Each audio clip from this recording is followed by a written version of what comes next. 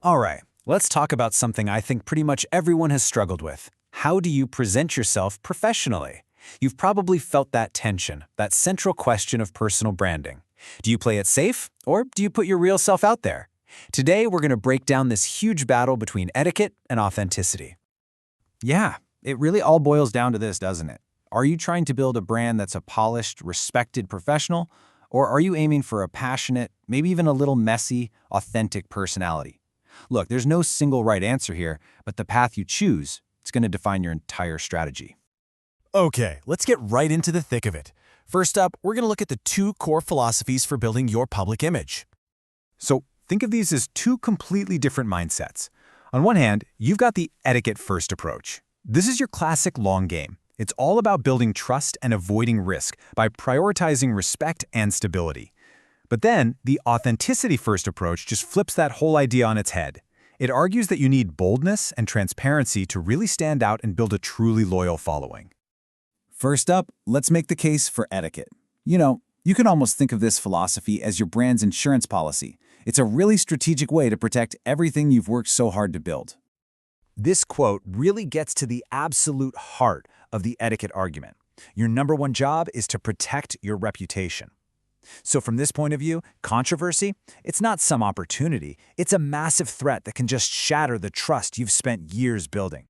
So how does this actually work in the real world? Well, the playbook is crystal clear. You protect that reputation above everything else. That means steering clear of those hot-button topics, like politics and religion. And why? Because consistency is the absolute backbone of a brand that people trust.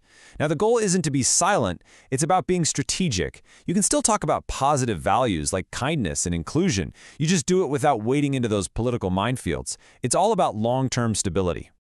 But what if playing it safe is actually the biggest risk of all? And that brings us to the case for authenticity.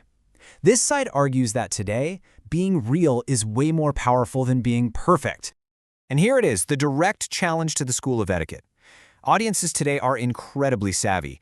They can spot a sanitized corporate speak facade from a mile away.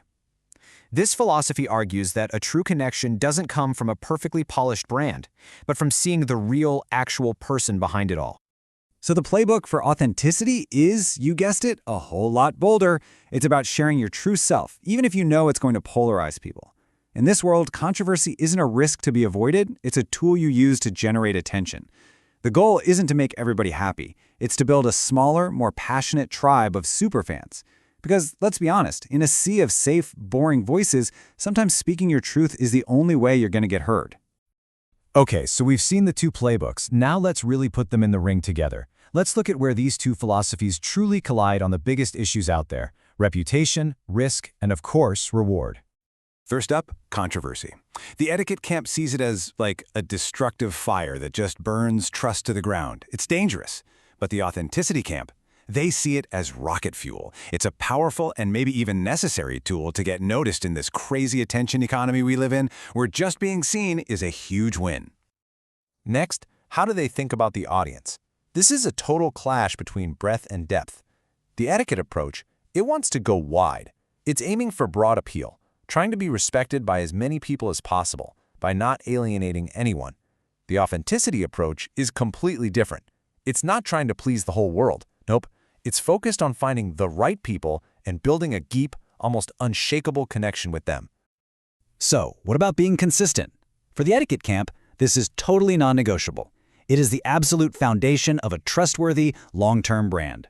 But the authenticity camp fires right back. They argue that consistency without a real personality is just, well, it's bland. And in today's market, being bland is pretty much the same thing as being invisible. And finally, the big one, managing risk. The etiquette-first view is super cautious. It sees online outrage as this uncontrollable wildfire and argues that stability is the most important thing for long-term health. But the authenticity advocate, they push back hard. They'd say, what one person calls reckless, another calls revolutionary. And if you're only worried about what might go wrong, you're never going to innovate or make a real impact. So we've heard all the arguments. We've seen the clashes. It's time for the final word from each side as we ask ourselves, what is the true foundation of a brand that really lasts? Okay, the closing argument for team etiquette really comes down to one thing: endurance. They'd argued that sure, controversy gives you a quick hit of attention, but the trust you earn through professionalism and respect, that's what builds a brand that can stand the test of time. At the end of the day, trust is the only currency that really matters. And in response, Team Authenticity's closing argument is basically a wake-up call. They're saying that in a world just drowning in content, playing it safe is the same thing as being invisible. It's the bold, the transparent, the real voices that actually cut through all that noise and get remembered. Look, at the end of the day, neither path is without its risks. It's a game of trade-offs. If you go with etiquette, you're shooting for that long-term trust, but you seriously risk being forgettable. If you go with authenticity, you're aiming for that deep, passionate connection, but you absolutely risk alienating a huge chunk of your potential audience. So the question becomes, which currency is more valuable to you, stability or visibility? And that brings it all right back to you.